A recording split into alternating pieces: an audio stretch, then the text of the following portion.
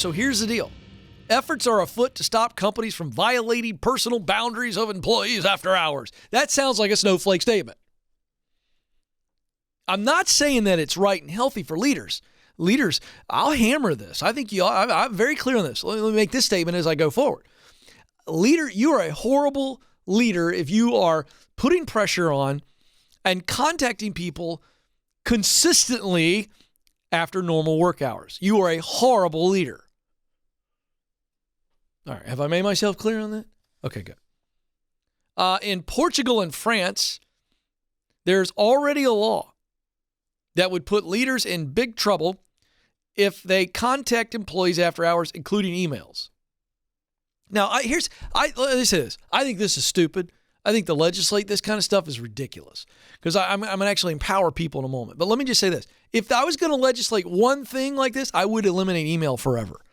By the way, I'd get elected president if I ran on that one issue. I hate email. I think it ought to be removed.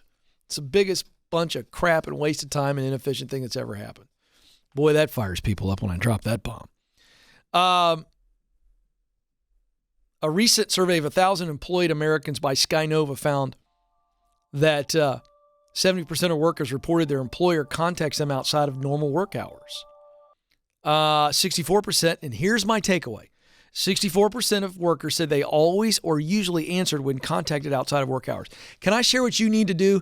You need to stop answering outside of work hours unless it's about the third or fourth call and the leader is clearly saying this is an emergency. But if it's just an email, you need to have the guts, the intestinal fortitude to not answer it. But if the leader is reaching out to you saying this is an emergency, then we see if this is a pattern. Have some common sense, but also have some guts. Just because they sent an email to you at 7:45 at night doesn't mean you need to reply by 7:50. Stand up to this crap. Listen, this is a worker's environment right now. You have to be disrespectful. You don't have to be delinquent. But stand up to this kind of crap. The reason that leaders keep doing it is because you keep responding. If it's an emergency, it's an emergency. We all have common sense. Use it. Stop replying. They'll stop sending. Just because their life's out of balance doesn't mean yours needs to be. But Ken, they're my boss.